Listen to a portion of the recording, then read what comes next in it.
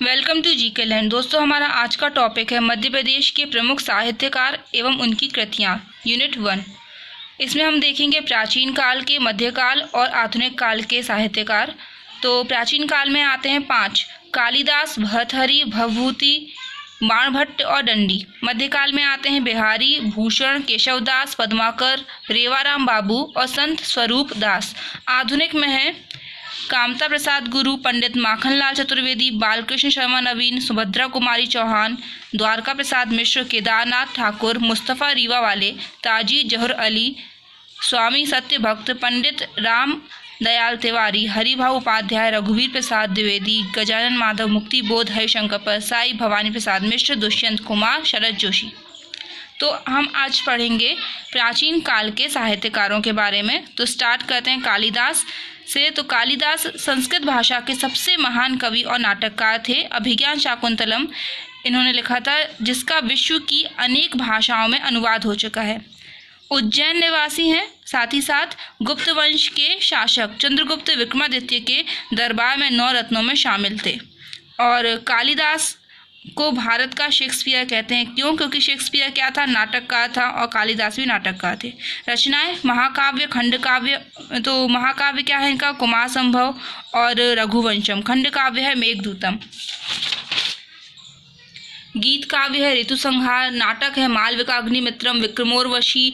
अभिज्ञान शाकुंतलम भी नाटक है। चंडिका दंडक और भी इनकी अन्य कृतियां हैं। चंडिका दंडक, कुंतेश्वर दौत्य, कल्याण स्तव, अम्बा स्तव, चर्चा स्तव, ज्योतिर्विदाभरण, दुर्घट काव्य, नलोदय, नवरत्नमाला, पुष्प बाण विलास, रत्नकोश, मकरंद स्तव, महाप अपटक, राक्षस काव्य, श्रृंगार तिलक, श्रृंगार रसाष्टक, श्रृंगार सार काव्य, सेतुबंध और लक्ष्मी स्तव आदि। फिर हम देखते हैं हमारे सेकंड कौन है। तो दंडी संस्कृत का पहला गद्यकार कहते हैं इनको, और इनकी रचनाएं हैं 10 कुमार चरित्र। इसमें 10 कुमारों के चरित्र का वर्णन है। यह एक गद्य काव्य है, और काव्यादर्श में साहित्यिक आलोचना की गई है। और अवंती सुंदरी कथा भी इनकी एक रचना है, जिसमें मालवा राज मानसार की कन्या का वर्णन किया गया, जिसका नाम अवंती था। फिर आते हैं भर्तृहरि। तो भर्तृहरि के बारे में इनकी रचनाएं हैं नीति शतक, श्रृंगार शतक और वैराग्य शतक।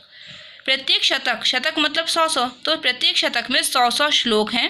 प्रथम शताब्दी ईसा पूर्व इनका जन्म माना जाता है। मध्य प्रदेश के उज्जैन इनकी जन्मस्थली है। मध्य प्रदेश का उज्जैन जन्मस्थली है। उत्तर प्रदेश का चुनार साधना स्थली है। राजस्थान का सरिस्का समाधि स्थली है। उज्जैन सम्राट विक्रमादित्य के ये बड़े भाई थे और गोरखनाथ के शिष्य थे। भर्तृहरि की गुफा उज्जैन के गढ़कालिका मंदिर के समीप स्थित है। भवभूति का जन्म दक्षिण प्रदेश के पद्माकर में हुआ था, और रचनाएं हैं इनकी मालती माधव, महावीर चरित, उत्तरामचरित प्रथम दुखांत नाटक था। वास्तविक नाम इनका क्या था भवभूति का? श्रीकंठ।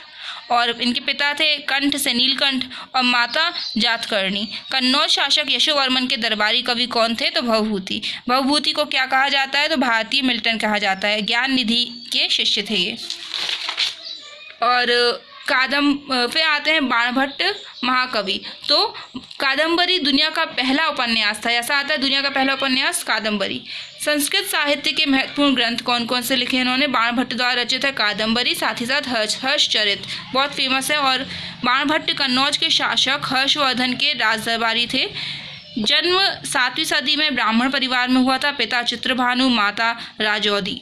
उपाधि इनको मिली थी वश्यवाणी कवि चक्रवर्ती। सम्राट हर्षवर्धन ने दी थी इनको ये उपाधि। और रचनाएं हैं इनकी कादम्बरी, हर्षचरित, मुकुट तड़ित, चंडी शतक और पार्वती परिणय।